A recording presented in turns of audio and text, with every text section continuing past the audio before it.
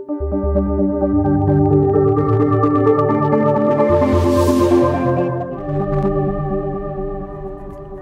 आपण IUI या उपचार पद्धतीविषयी जाणून घेणार आहोत.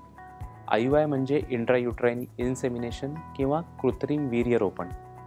ही पद्धती आपण कुठल्या पेशंटसाठी वापरू शकतो याबद्दल आपण जाणून घेऊया.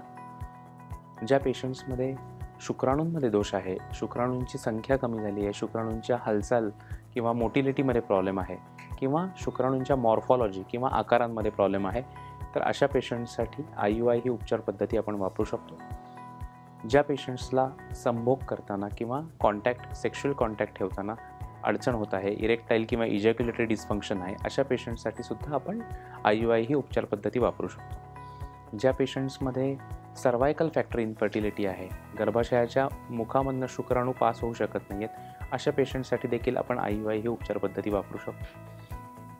IUIमध्ये आपण काय करतो, तर स्त्रीला आपण बीज तयार करण्यासाठीची काही औषधं देतो आणि त्यांची वाढ आपण सोनोग्राफीवरती चेक करतो. ज्या वेळेला बीज फुटण्याची वेळ आहे त्यावेळेला आपण एक इंजेक्शन देतो, ज्याला आपण ट्रिगरचं इंजेक्शन असं म्हणतो, आणि ते इंजेक्शन दिल्यानंतर बीज साधारण 36 ते 40 तासांनी फुटतं आणि याच ड्युरेशनमध्ये आपण IUI केल्यास किंवा शुक्राणू आपण गर्भाशयात सोडल्यानंतर गर्भधारणेची संभावना ही वाढत असते. ज्या पेशंट्समध्ये शुक्राणूंमध्ये प्रॉब्लेम आहे त्या पेशंट्ससाठी डेफिनेटली ही टेक्निक आपण वापरून त्यांना रिझल्ट्स देऊ शकतो. शुक्राणूंची नॉर्मल संख्या किंवा काउंट हा साधारण 50 ते 60 मिलियन पर ml असा असतो.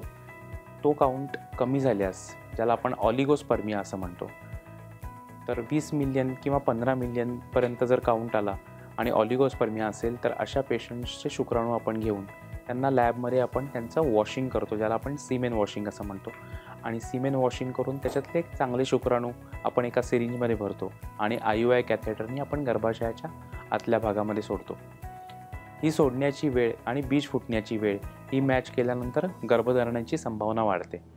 तर या प्रकारे आपण IUI करू शकतो. IUI किती वेळा केलं पाहिजे आणि कुठल्या पेशंट्सनी केलं पाहिजे हे देखील रिझल्ट्स मिळण्यासाठी महत्त्वाचं ठरतं. 3 ते 4 वेळा चांगल्या प्रकारे IUI केल्यानंतर रिझल्ट्स येणं अपेक्षित असतं. पण तरीसुद्धा रिझल्ट्स मिळत नसतील तर एक्झॅक्ट कारण शोधणं गरजेचं राहतं. कारण जर गर्भनलिकेच्या प्रॉब्लेममुळे गर्भ राहत नसेल, गर्भनलिकेच्या प्रॉब्लेम्समुळे जर गर्भ राहत नसेल किंवा बीजांडांमध्ये प्रॉब्लेम असेल, बीज तयार होत नसेल, अशा पेशंट्समध्ये आपण वारंवार IUI केल्यानंतरही आपल्याला रिझल्ट्स मिळणार नाही, कारण हे वेगळ्या ठिकाणी आहे. प्रॉब्लेम जर शुक्राणूंमध्ये असेल, शुक्राणूंमध्ये जर काही दोष असेल, तर आपल्याला IUI ह्या उपचार पद्धतीमध्ये रिझल्ट्स मिळू शकतात. IUI 7 ते 8 वेळा किंवा 10-15 वेळा केलेले पेशंटसुद्धा आमच्याकडे येतात.